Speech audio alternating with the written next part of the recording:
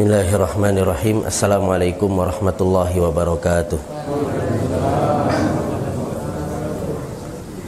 Innal hamdalillahi nahmaduhu wa nasta'inuhu wa nastaghfiruh wa na'udzu billahi min syururi anfusina wa min sayyiati a'malina may yahdihillahu fala mudhillalah wa may yudlil fala hadiyalah. Asyhadu an la ilaha illallah wahdahu la syarikalah wa asyhadu anna Muhammadan abduhu wa rasuluh. Qala Allah Ta'ala ya ayyuhalladzina amanu taqullaha haqqa tuqatih wa la tamutunna illa wa antum muslimun. Ya ayyuhalladzina amanu taqullaha wa qulu qawlan sadida yuslih lakum a'malakum wa yaghfir lakum dzunubakum wa may yuti'illaha wa rasulahu faqad faza fawzan azima. Amma ba'd. Para jamaah yang dimulakan oleh Allah, alhamdulillah kita bersyukur kepada Allah Subhanahu wa taala atas segala limpahan nikmat dan karunia yang Allah Subhanahu wa taala berikan kepada kita. Salawat dan salam semoga tercurahkan kepada Nabi kita Muhammad sallallahu alaihi wasallam beserta keluarganya, sahabatnya, tabi'in, tabi'ut tabi'in dan orang-orang yang senantiasa mengikuti risalahnya hingga akhir zaman. Para jamaah yang dimuliakan oleh Allah, kita lanjutkan kembali kajian kita dari Kitabul Jami', karya daripada Al-Hafidh Ibnu Hajar Al-Asqalani rahimahullahu ta'ala. Kita lanjutkan hadisnya. An Abi Hurairah radhiyallahu anin Nabi sallallahu alaihi wasallam qala ayatul munafiqi thalathun idza haddatsa kadzaba wa idza wa'ada akhlafa wa idza tumina khana. Nabi sallallahu alaihi wasallam bersabda, tanda-tanda orang munafik itu ada 3. Idza haddatsa kadzaba, apabila berkata dia berdusta. Wa idza wa'ada akhlafa, apabila berjanji dia menyelisihi. Wa idza tumina khana, apabila dia diberi amanah maka dia berkhianat. Dalam hadis yang lain dari Abdullah bin Amr bin As radhiyallahu an, Nabi sallallahu alaihi wasallam bersabda, arba'un man kunna fihi kana munafiqan khalisan. Ada 4 hal yang apabila itu ada pada diri seseorang maka dia akan menjadi munafik yang murni. Wa man kanat fihi khaslatun minhunna kanat fihi khaslatun minan nifaq hatta yada'aha. Apabila seorang memiliki salah satu daripada 4 perangai tersebut, maka pada dirinya ada 1 dari perangai kemunafikan sampai dia meninggalkannya, yaitu idza tumina khana, apabila diberi amanah dia khianat. Wa idza haddatsa kadzaba, apabila berbicara dia berdusta. Wa idza ahada ghadara, kalau dia berjanji maka dia berbuat curang. Wa idza khasama fajara, kalau dia bermusuhan maka dia berbuat fajir. Jamaah yang dimuliakan oleh Allah, kemunafikan itu ada 2 ya. Munafik itu ada 2. Yang pertama adalah kemunafikan yang besar atau nifak akbar, atau yang disebut juga dengan nifak i'tiqadi. Yang kedua adalah kemunafikan kecil atau nifak asghar, atau yang disebut juga dengan nifak amali. Yang pertama nifak akbar, nifak yang besar, kemunafikan yang besar atau nifak i'tiqadi, adalah seorang yang menyembunyikan kekufuran dan menampakkan keislaman. Nifak ini yang dulu banyak di zaman Nabi sallallahu alaihi wasallam. Orang-orang yang hidup di zaman Nabi sallallahu alaihi wasallam, mereka kebanyakannya ya, yang munafiknya adalah munafik i'tiqadi atau nifak yang besar. Inilah yang diancam oleh Allah Subhanahu wa taala berada di dasar neraka jahanam. Sebagaimana Allah berfirman dalam surat An-Nisa ayat yang ke-145, innal munafiqina fid darkil asfali minan nar. Sesungguhnya orang-orang munafik itu berada di keraknya neraka jahanam. Mana yang lebih parah, Pak? Orang munafik atau orang kafir? Mana yang lebih parah? Munafik atau kafir? munafik ya. Kalau kafir dia tampakkan kekafirannya jelas-jelas, dia memusuhi Nabi Shallallahu Alaihi Wasallam. Tapi kalau orang munafik dia sembunyikan kekafirannya, dia tampakkan keislaman. Padahal ya dia adalah orang-orang kafir juga, tapi dia sembunyikan kekafirannya. Yang dari dalam dia merusak agama Islam. Dan juga orang-orang munafik yang hidup di zaman Nabi Shallallahu Alaihi Wasallam mengajarkan kepada kita bahwasanya hidayah itu mahal. Mereka orang-orang munafik yang hidup di zaman Nabi Shallallahu Alaihi Wasallam, mereka harusnya dapat hidayah, harusnya ya, karena sebab-sebab hidayah itu sangat dekat dengan mereka. Yang pertama adalah mereka faham bahasa Arab. Kemudian yang kedua mereka faham bahasa Al-Quran. Kemudian mereka ini senantiasa bersama Nabi Shallallahu Alaihi Wasallam, duduk bermajelis dengan Nabi Shallallahu Alaihi Wasallam. Mereka sholat atau tidak? Mereka juga sholat bersama Nabi Shallallahu Alaihi Wasallam. Mereka sholat bersama Nabi Shallallahu Alaihi Wasallam, duduk bermajelis bersama Nabi Shallallahu Alaihi Wasallam.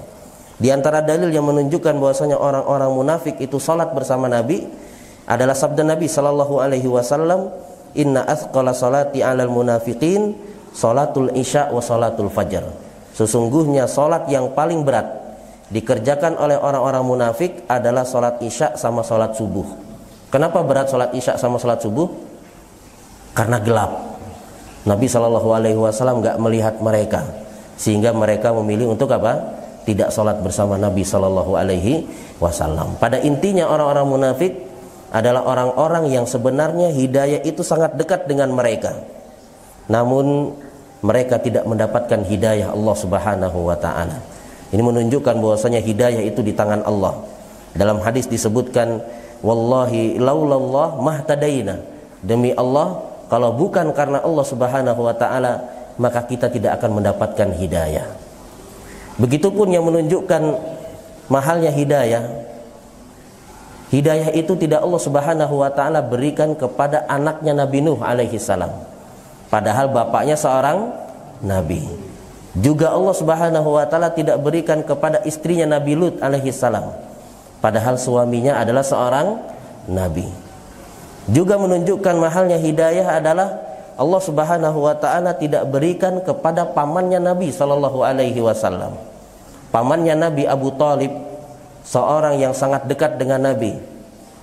Beliaulah yang memelihara Nabi sallallahu alaihi wasallam ketika masih kecil dan menjaga Nabi sallallahu alaihi wasallam ketika sudah besar, membela dakwah Nabi sallallahu alaihi wasallam.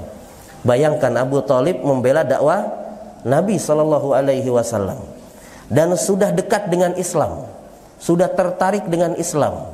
Abu Thalib sendiri yang pernah mengatakan, laqad wajadtu anna dina Muhammadin min adyanil khairil bariyati dina laulal malamatu wal masabbatu lawajadtani samhan bidzaka mubina.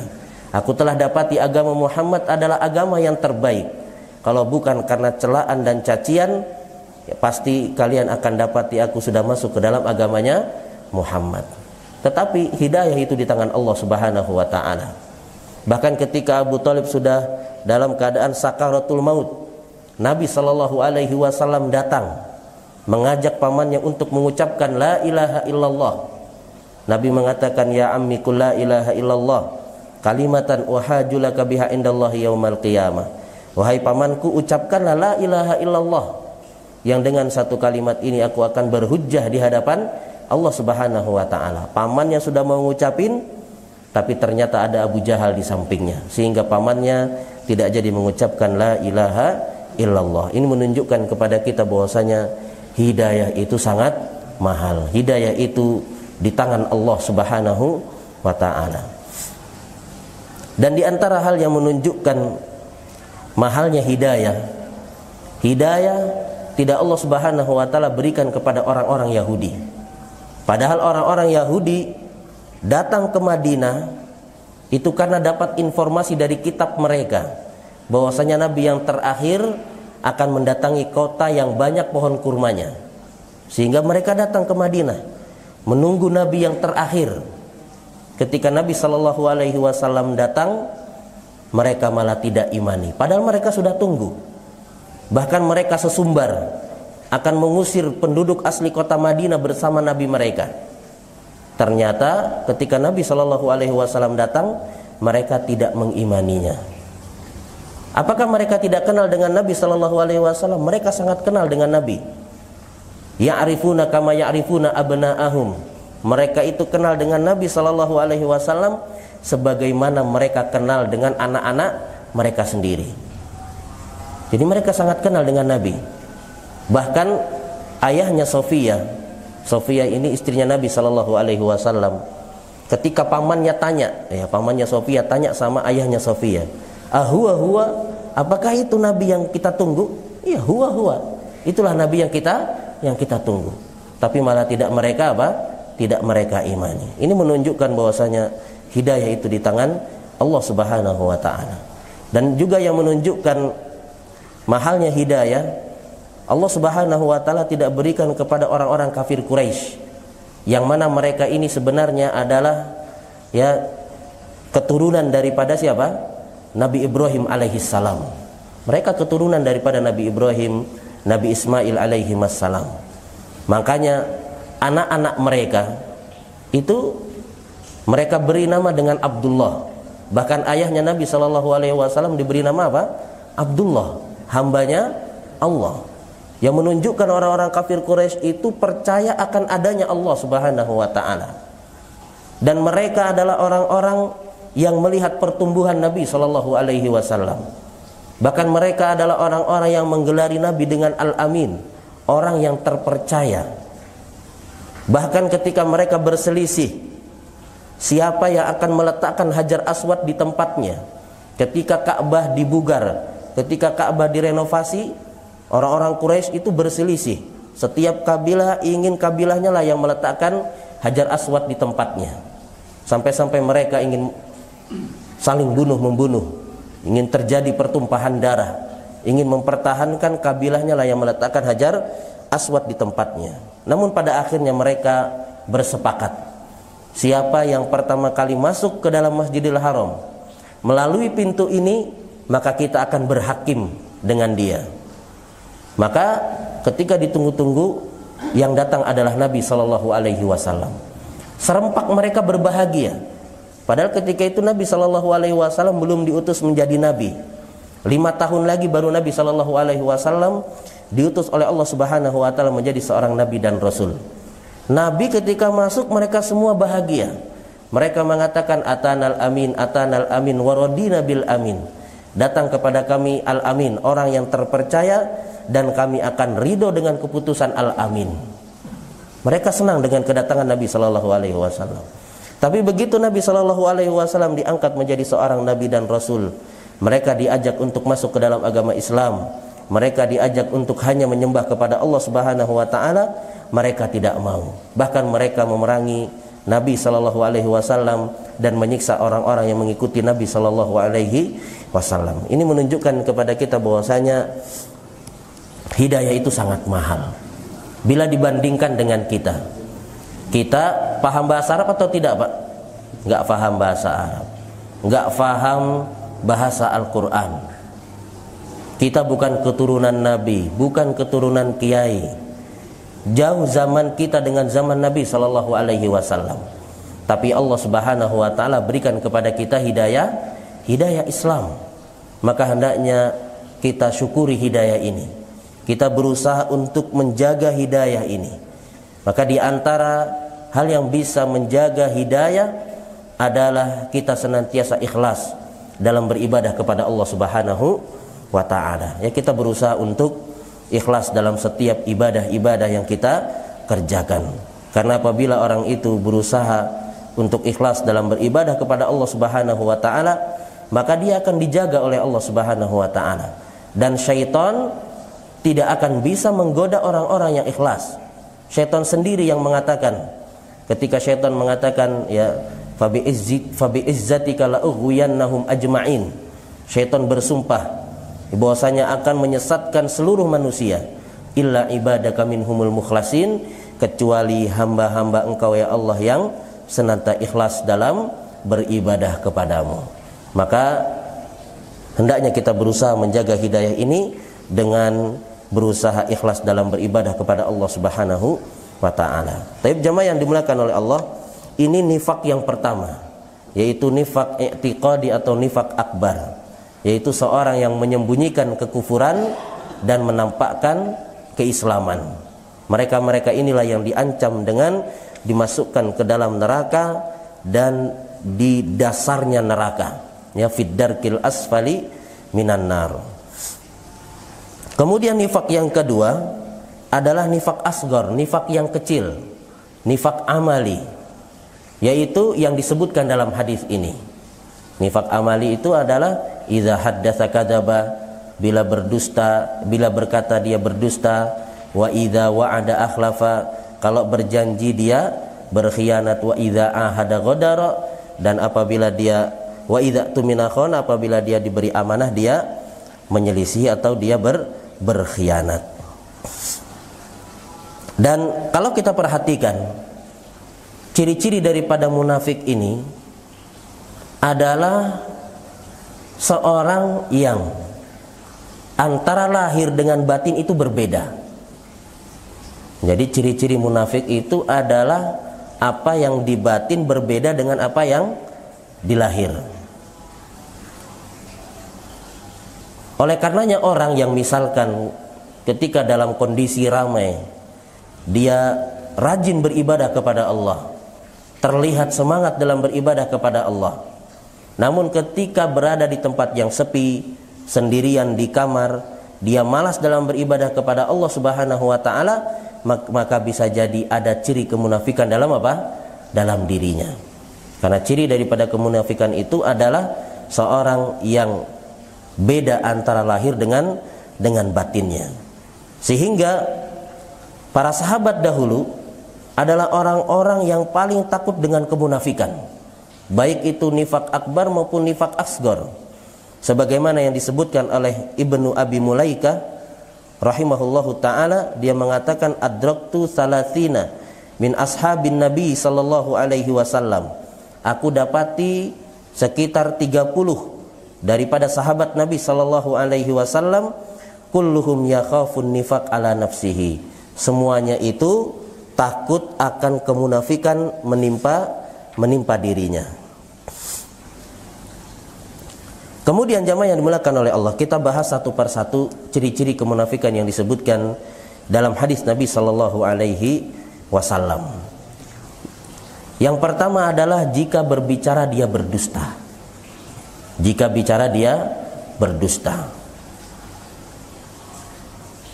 Tadi kita sebutkan bahwasanya ciri munafik itu adalah beda antara apa yang di batin, di hati dengan yang dia lahirkan. Nah, biasanya orang yang berdusta itu dia menyelisih apa yang dia ucapkan dengan apa yang ada di dalam hatinya. Maka ini adalah ciri daripada orang yang munafik. Sehingga kalau ada orang yang berdusta namun tidak disengaja, ada nggak Pak? Dusta tapi tidak disengaja. Dusta tapi dia tidak disengaja, maka itu bukan ciri daripada munafik. Bisa jadi ada orang yang terburu-buru dalam menyebarkan berita, ternyata berita tersebut tidak benar, maka dia bukan termasuk daripada orang munafik atau ciri daripada orang yang munafik.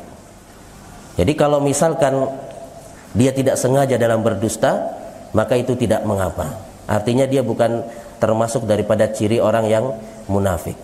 Dan juga yang dimaksud dalam hadis ini, idza haddatsa kadzaba, apabila berbicara dia berdusta.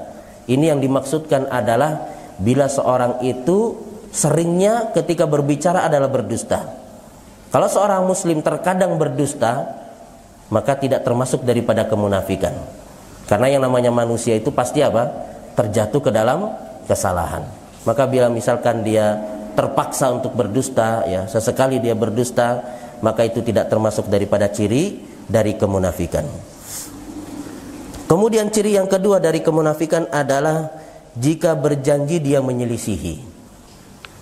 Oleh karenanya kalau kita nggak bisa tepati janji, nggak usah berjanji. Dan seringnya orang itu berjanji dan menyelisihi adalah ketika hutang. Benar nggak Pak? Janji saya bayar nanti bulan depan. Tahu-tahu apa? Nggak dibayar. Dan ini sudah menjadi rahasia umum. Sehingga banyak dari kita itu kalau ada orang yang hutang, kita berat lagi untuk apa? Untuk ngasih. Karena dia selalu apa? Ingkar janji. Dan mengingkari janji, menyelisihi janji, itu ciri daripada kemunafikan. Dan menyelisihi janji itu ada 3 macam. Macam yang pertama adalah dia berjanji, namun dalam hatinya dia tidak akan menepati janjinya. Ada nggak ya demikian, Pak? Jadi dia berjanji, tapi dia memang sudah niat nggak akan apa? Menepati janjinya. Cuma sebagai pemanis kata aja, supaya orang itu senang, ya, supaya orang itu mau memberi hutangan sama dia. Padahal dia sudah berniat tidak akan membayar apa? Tidak akan membayar hutangnya, tidak akan menepati janjinya. Inilah yang termasuk daripada macam kemunafikan. Inilah yang termasuk daripada sifat orang yang munafik. Adapun yang kedua, dia berjanji dan dia niat untuk menepati janjinya. Namun ternyata Allah Subhanahu wa taala berkehendak lain. Sehingga dia tidak bisa menepati apa? Janjinya karena ada uzur yang syar'i. Maka yang seperti ini tidak termasuk dari apa? Kemunafikan. Jadi kalau misalkan kita sudah janji, kemudian kita sudah berniat untuk menepati janji kita, namun qadarullah, ya, kita mendapatkan uzur yang syar'i, maka itu tidak mengapa dan itu tidak termasuk daripada sifat kemunafikan. Kemudian yang ketiga adalah berjanji. Dan dia sudah berniat untuk menepati janjinya. Namun ketika dia harus menepati janjinya, dia menyelisihi tanpa ada uzur yang syar'i, tanpa ada alasan. Jadi dia sudah niat untuk menepati janji, tapi kemudian dia menyelisihi, ya, tanpa ada uzur, tanpa ada alasan. Maka para ulama berselisih pendapat. Apakah orang yang demikian itu berdosa ataukah tidak? Kalau macam yang kedua tadi dia ada uzur, maka dia tidak berdosa. Adapun macam yang ketiga, dia sudah berniat menepati janji tapi kemudian dia selisihi tanpa ada alasan, para ulama berselisih pendapat. Apakah dia berdosa ataukah tidak? Pendapat daripada jumhur ulama mengatakan bahwasanya dia tidak berdosa. Ya, jumhur mayoritas ulama dia tidak berdosa. Orang yang menyelisih janji tanpa alasan namun sudah ada niatan untuk menepati janji, ya, pendapat daripada jumhur ulama dia tidak berdosa. Berdasarkan hadis Nabi sallallahu alaihi wasallam, "Idza wa'ada ar-rajulu akhah," apabila seseorang sudah berjanji kepada saudaranya, "wa min niyatihi ayyafiyalahu," dan dia sudah niatkan untuk memenuhi janjinya, "falam yafi walam yaji lil mi'at fala isma alaih," kemudian dia tidak memenuhinya, maka dia tidak berdosa. Ya, ini pendapat daripada jumhur ulama. Adapun yang benar adalah pendapat yang kedua yang dipilih oleh sebagian ulama seperti Umar bin Abdul Aziz, ya, Hasan al-Basri, bahwasanya dia berdosa. Adapun hadis yang digunakan oleh jumhur ulama adalah hadisnya dhaif. Oleh karenanya hendaknya kita berusaha untuk tetap menepati janji kita. Ya, kita berusaha untuk menepati janji, ya, apabila kita sudah berjanji kepada seseorang. Kemudian macam yang berikutnya daripada sifat kemunafikan adalah jika bersengketa dia berbuat kefajiran.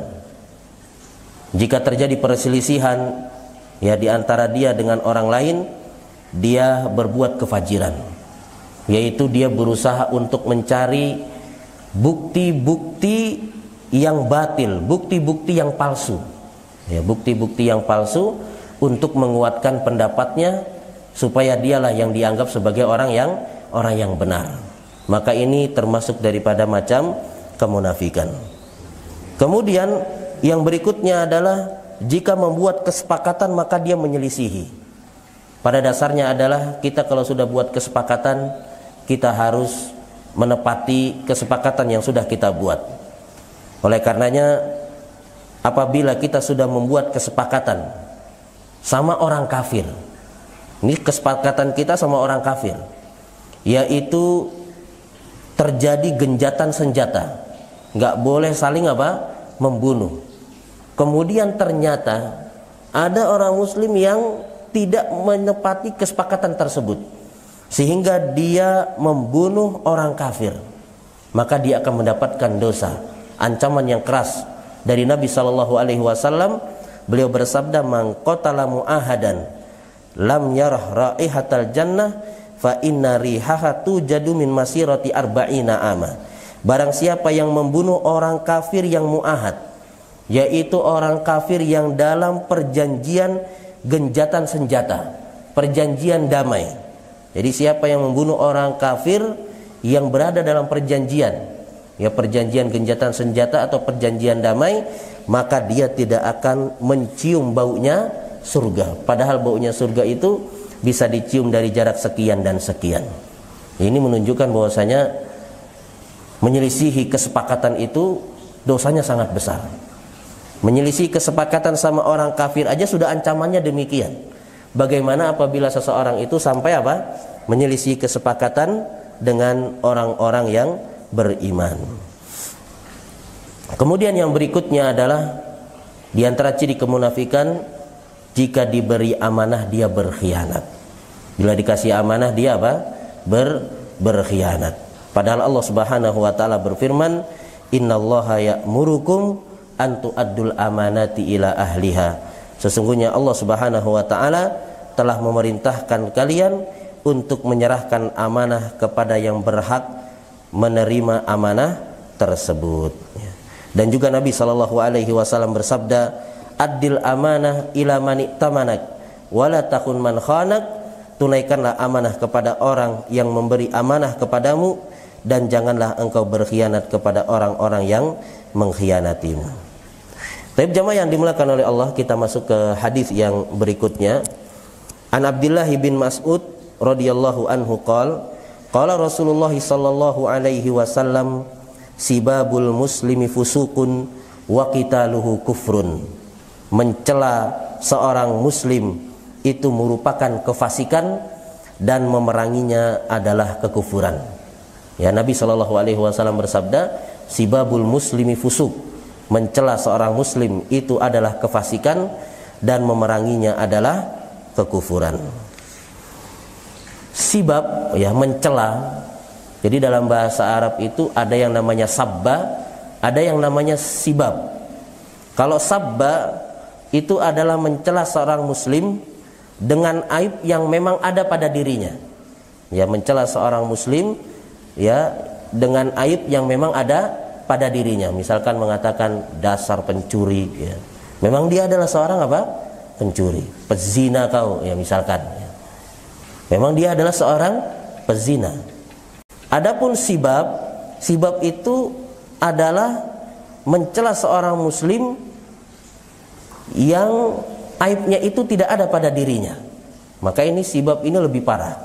Dia mencela seorang muslim yang mana aibnya itu sebenarnya tidak ada pada dirinya. Misalkan mengatakan dasar kau pezina, ya, padahal dia adalah bukan seorang yang berzina. Namun semuanya ini, sabba maupun sibab, mencela yang ada pada, yang mencela seorang muslim yang aib itu ada pada dirinya, atau sibab yaitu mencela seorang muslim yang aib itu tidak ada pada dirinya, semuanya adalah dilarang di dalam Islam. Dan disebutkan sibabul muslimi fusuk. Mencela seorang muslim itu adalah sebuah kefasikan. Fasik itu apa, Pak? Fasik. Fasik itu apa, fasik? Fasik itu tingkatan yang lebih tinggi daripada sekedar kemaksiatan. Jadi fasik itu tingkatannya lebih besar, lebih tinggi daripada kemaksiatan. Kenapa kita nggak boleh mencela seorang muslim? Karena yang pertama adalah kita diperintah untuk menjaga aib-aib dari saudara kita. Kita diperintah untuk menjaga aib-aib saudara kita. Kita nggak boleh bongkar aib saudara kita. Kemudian kenapa kita nggak boleh mencela seorang muslim? Karena kita diperintah oleh syariat untuk berusaha menjaga lisan kita. Nabi SAW disebutkan oleh Abdullah bin Amr bin As, "Lam yakunin Nabi SAW fahishan wala mutafahishan." Rasulullah Shallallahu Alaihi Wasallam itu bukanlah seorang yang keji dan bukan seorang yang mulutnya keji. Jadi Nabi bukan seorang yang keji dan juga bukan seorang yang mulutnya keji. Bahkan Nabi Shallallahu Alaihi Wasallam menegur Aisyah radhiyallahu anha yang mencela orang Yahudi. Ya, bayangkan Pak, Aisyah radhiyallahu anha mencela orang Yahudi dengan celaan yang benar, dengan celaan yang memang disebutkan di dalam Al-Quran. Yang dicela Yahudi, kemudian celaannya tersebut benar, ya, disebutkan di dalam Al-Quran. Tapi karena caranya Aisyah itu kasar, sehingga ditegur oleh Nabi Shallallahu Alaihi Wasallam. Yaitu ketika orang-orang Yahudi datang kepada Nabi Shallallahu Alaihi Wasallam. Kemudian orang-orang Yahudi ini mengatakan Assalamualaikum. Assalamualaikum artinya apa, Pak? Assalamualaikum. Ya, Assalamualaikum itu artinya cepat-cepat matilah engkau wahai Muhammad. Jadi bukan assalam, tapi dia mengatakan Assalamualaikum, cepat-cepat matilah engkau wahai Muhammad. Maka Nabi Shallallahu Alaihi Wasallam menjawab Waalaikum. Aisyah radhiyallahu anha yang mendengar nggak cukup sampai di situ, tapi Aisyah mengatakan bal alaikumusam wal la'nah, ya, dan kalian juga semoga apa cepat mati. Ditambah sama Aisyah wal la'nah, dan semoga kalian juga apa dilaknat. Laknat itu apa? Laknat dijauhkan dari rahmat Allah Subhanahu wa taala. Maka kemudian Nabi Shallallahu Alaihi Wasallam menegur Aisyah, ya Aisyah, innallaha yuhibbur rufqa fil amri kullihi. Wahai Aisyah, sesungguhnya Allah Subhanahu wa taala itu mencintai kelembutan dalam setiap perkara. Kemudian Nabi mengatakan, alam tasma ma qalu qala qad qultu wa alaikum. Ya, apakah kata Aisyah, apakah kamu enggak dengar wahai Nabi apa yang mereka ucapkan? Mereka itu mengucapkan Assalamualaikum, cepat-cepat matilah engkau wahai Muhammad. Maka Nabi mengatakan, sudah saya jawab, saya sudah mengatakan waalaikum, ya, dan kalian juga semoga apa cepat mati.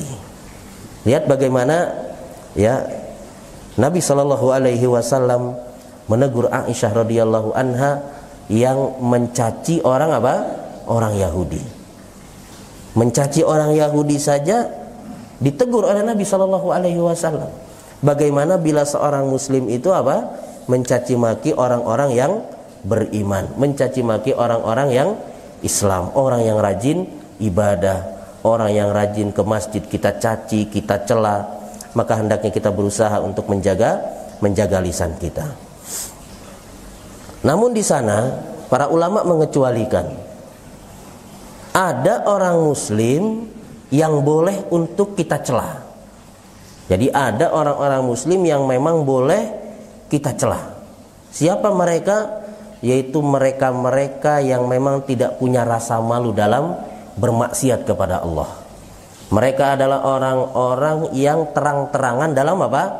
Bermaksiat kepada Allah, bahkan bangga dengan maksiatnya. Maka orang-orang yang demikian nggak apa-apa kita cela, nggak apa-apa orang-orang yang demikian ini kita apa? Kita gibahi, kita omongi, ya, banyak diomongi oleh orang, karena memang dia sendiri yang apa? Yang menampakkan kemaksiatannya dan bahkan dia bangga dengan maksiatnya. Yang mana Nabi Shallallahu Alaihi Wasallam bersabda, kullu ummati mu'afan illal mujahirin. Setiap umatku itu apa? Dimaafkan, kecuali mereka-mereka yang menampakkan maksiatnya. Maka orang-orang yang menampakkan maksiatnya, ya, maka mereka adalah orang-orang yang boleh kita omongi, kita bicarakan, ya, karena memang mereka sendirilah yang menampakkan maksiat tersebut. Adapun orang mukmin yang menyembunyikan aibnya, maka nggak boleh kita tampakkan aibnya. Dia sudah sembunyi-sembunyi, ya, artinya ketika bermaksiat dia sembunyi-sembunyi, ya. Dan yang kita lihat dia adalah orang yang soleh, kemudian ternyata kita melihat aibnya, maka kita harus sembunyikan aibnya. Bukan malah kita apa? Bukan malah kita sebarkan. Kita diperintah untuk menyembunyikan aib-aib orang-orang yang beriman. Kemudian yang disebutkan dalam hadis ini juga adalah sibabul muslimi fusuk wa qitaluhu kufrun. dan memeranginya adalah apa? Kekufuran. Dan kekufuran yang dimaksud di sini adalah kufur asghar, kufur kecil. Namun disebutkan kekufuran itu, bahwasanya kekufuran itu tingkatannya lebih tinggi daripada apa? Kefasikan. Jadi kalau mencela itu fasik, memerangi orang muslim adalah apa? Kekufuran. Kekufuran disebutkan itu untuk menjelaskan bahwasanya tingkatannya apa? Lebih tinggi lagi daripada sekedar kefasikan. Kita dilarang untuk memerangi orang-orang yang beriman, apalagi bila kita sampai membunuhnya. Maka ini adalah dosa yang sangat besar, yang diancam oleh Allah Subhanahu wa taala dengan banyak ancaman. Sebagaimana Allah berfirman, "Wa may yaqtul mu'minan muta'ammidan fajazaohu jahannamu khalidan fiha wa ghadiballahu alaihi wa la'anahu wa a'addalahu adzaban 'azima." Barang siapa yang membunuh seorang mukmin dengan sengaja, fajazaohu jahannam, maka balasannya adalah neraka jahanam. Khalidan fiha, dia kekal di dalamnya. Wa ghadiballahu alaihi, Allah Subhanahu wa taala murka kepadanya. Wa la'anahu, dan Allah Subhanahu wa taala melaknatnya. Wa adalahu azaban azima, dan Allah Subhanahu wa taala menyiapkan untuknya azab yang pedih. Bayangkan ada sekitar 5 ancaman bagi orang-orang yang membunuh seorang mukmin ya dengan sengaja. Karena seorang mukmin itu adalah seorang ya yang sangat dijaga darahnya. Bahkan disebutkan dalam hadis, la zawalud dunya ahwanu 'indallahi min qatli rajulin muslim. Hilangnya dunia itu lebih ringan di sisi Allah Subhanahu wa taala daripada terbunuhnya seorang apa? Seorang muslim. Maka jangan sampai kita ya turut membunuh saudara kita sesama muslim, yaitu dengan ikut-ikutan memprovokasi ya, memanas-manasi. Meskipun kita di rumah, kita duduk-duduk di rumah, tapi kita provokasi orang-orang ya, sehingga terjadilah pertumpahan darah sesama kaum muslimin, maka bisa jadi kita akan mendapatkan apa? Mendapatkan dosanya. Membunuh seorang kafir yang berada dalam perjanjian saja apa? Dilarang. Sebagaimana yang tadi sudah kita sebutkan hadisnya, man qatala mu'ahadan lam yarah raihatal jannah wa inna rihaha tujadu min masirati arba'ina ama. Barang siapa yang membunuh kafir yang mu'ahad, yang berada dalam perjanjian gencatan senjata atau perjanjian damai, maka dia tidak akan mencium baunya surga, padahal baunya surga itu bisa dicium dari jarak 40 tahun perjalanan. Yang membunuh seorang kafir yang mu'ahad saja kita dilarang, bagaimana dengan membunuh seorang apa? Seorang muslim. Dan hukum membunuh seorang muslim itu tadi sudah kita sebutkan, bukan termasuk daripada kufur akbar, tapi membunuh seorang muslim itu adalah kufur asghar ya, tidak sampai mengeluarkan seorang daripada Islam. Sebagaimana Allah Subhanahu wa taala berfirman dalam surat Al-Hujurat ayat yang ke-9, wa in ta'ifatani minal mu'minina iqtatalu fa aslihu bainahuma.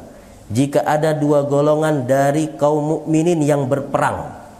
Bayangkan disebutkan oleh Allah apa?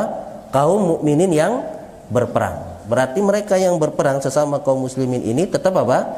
Tetap orang-orang yang beriman. Namun mereka melakukan apa? Dosa besar.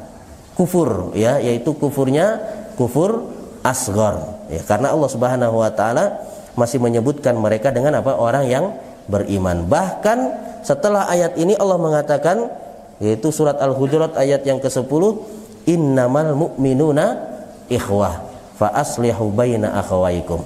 Sesungguhnya orang-orang yang beriman itu adalah bersaudara, maka damaikanlah di antara mereka yang bertikai. Oleh karenanya jamaah yang dimuliakan oleh Allah, hadis ini mengajarkan kepada kita untuk menjaga lisan.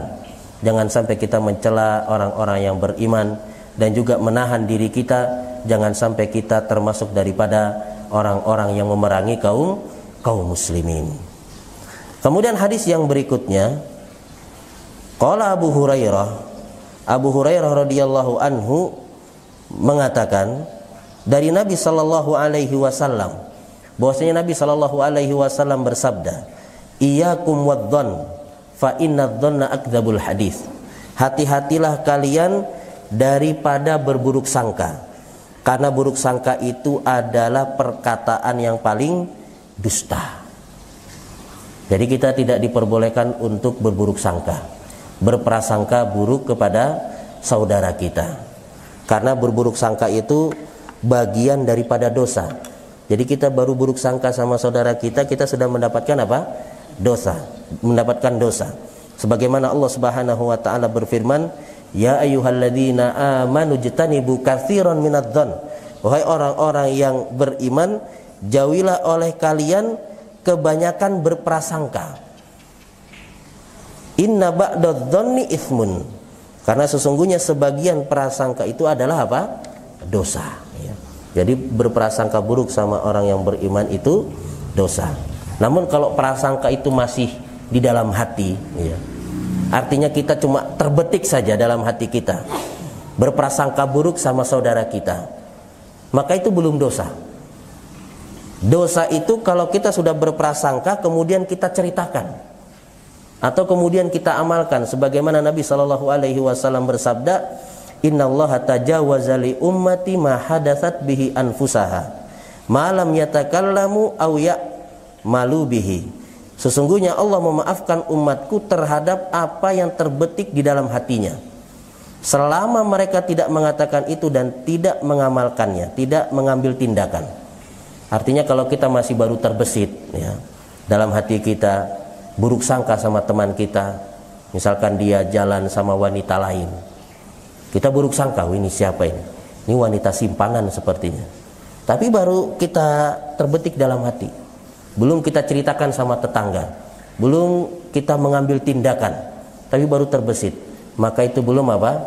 Belum terhitung sebagai dosa.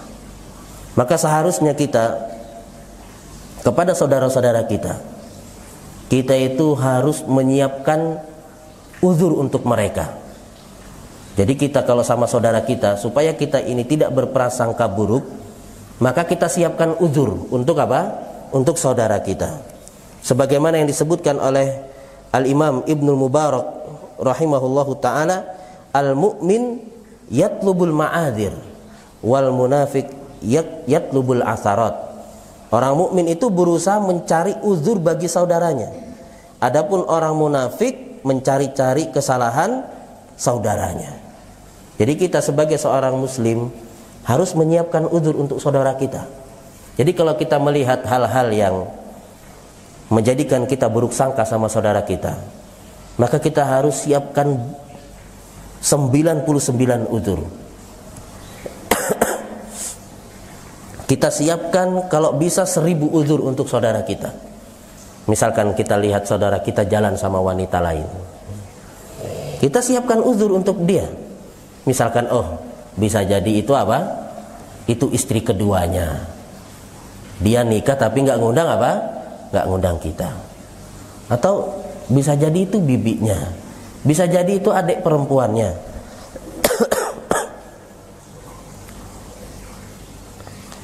Jadi kita siapkan uzur untuk apa? Untuk saudara kita. Jangan sampai kita langsung apa? Buruk sangka sama mereka. Dan buruk sangka, ya,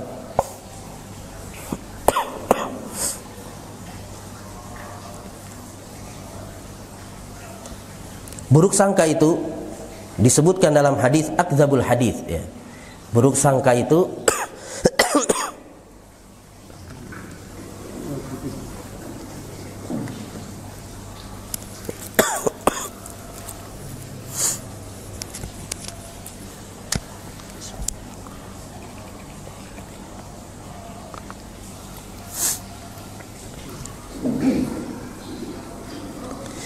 jamaah yang dimuliakan oleh Allah, ya, buruk sangka itu disebutkan dalam hadis sebagai akdzabul hadis, perkataan yang paling apa? Dusta. Kenapa demikian? Karena kalau itu adalah sebuah kedustaan, maka semua orang akan percaya. Artinya itu sudah jelas ya. Kalau itu adalah sebuah apa? Kedustaan, orang-orang tidak akan percaya. Tapi kalau masih prasangka, itu banyak daripada orang-orang yang apa? Yang masih mempercayainya. Benar nggak Pak? Kalau ada ya seseorang yang dituduh sebagai pezina misalkan, tapi itu adalah tuduhan dusta, semua orang tahu itu dusta, maka orang akan tidak percaya. Tapi kalau masih prasangka, masih praduga, itu si fulanah itu tadi jalan sama laki-laki lain, maka banyak orang yang apa? Yang percaya. Oh iya sih juga kemarin lihat. Ini masih apa? Masih praduga, masih prasangka. Banyak orang yang apa? Yang percaya. Padahal belum tentu bahwasanya fulana tersebut adalah apa? Pezina. Makanya disebutkan bahwasanya prasangka itu akdzabul hadis. Perkataan yang paling apa? Yang paling dusta. Karena kalau itu adalah benar-benar dusta, orang-orang nggak akan percaya. Tapi kalau masih prasangka, masih praduga, banyak orang-orang yang terperdaya, banyak orang-orang yang percaya. Kemudian jamaah yang dimuliakan oleh Allah, kapan kita boleh berprasangka buruk sama saudara kita? Kita boleh berprasangka buruk sama saudara kita bila kita memiliki bukti-bukti yang kuat. Jadi kalau kita punya bukti-bukti yang kuat, maka pada saat itu kita boleh berprasangka buruk kepada saudara kita.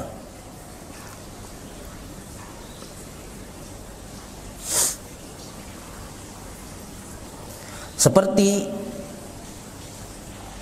yang dialami oleh Nabi Yakub alaihissalam.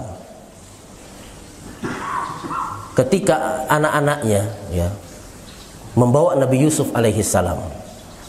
Ketika anak-anak Nabi Yakub ya membawa Nabi Yusuf, izin diajak untuk bermain, ya, kemudian malah mereka masukkan ke dalam sumur, kemudian mereka datang kepada ayah mereka sambil dalam keadaan menangis dan membawa Nabi Yusuf alaihissalam yang sudah berlumuran apa? Darah. Nabi Yakub nggak percaya sama apa?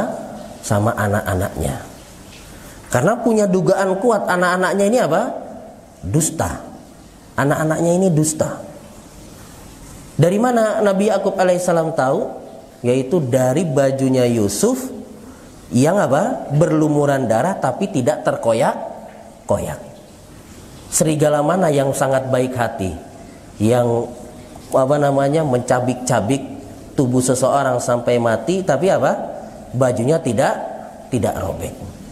Maka kalau misalkan seorang itu punya ya bukti-bukti yang kuat, maka tidak mengapa dia berprasangka buruk dengan saudaranya, dan itu tidak apa? Tidak berdosa. Kemudian kita boleh berprasangka buruk juga kepada orang-orang yang memang dikenal sebagai pelaku maksiat, memang dikenal sebagai orang yang suka mengerjakan kefasikan. Maka boleh kita berprasangka buruk sama dia, karena memang itulah yang kita lihat. Dia kita lihat adalah orang yang banyak melakukan apa? Melakukan maksiat. Tapi kepada orang-orang yang saleh ya, yang memang senantiasa berusaha menyembunyikan aibnya, maka kita nggak boleh berprasangka buruk sama dia. Apalagi misalkan kita berprasangka buruk sama misalkan seorang ustadz ya. Misalkan ada seorang ustadz yang salah dalam ucapannya, ya ada perkataannya yang keliru, maka kita nggak boleh langsung apa? Berprasangka buruk. Wah, ustadz ini sesat nih, dia nyampaikan apa? Nggak benar misalkan. Kita jangan langsung apa? Berprasangka buruk sama ustadz. Bisa jadi memang ustadz itu keliru. Ya bisa jadi karena mungkin kelelahan, kecapean, sehingga apa yang dia sampaikan itu apa?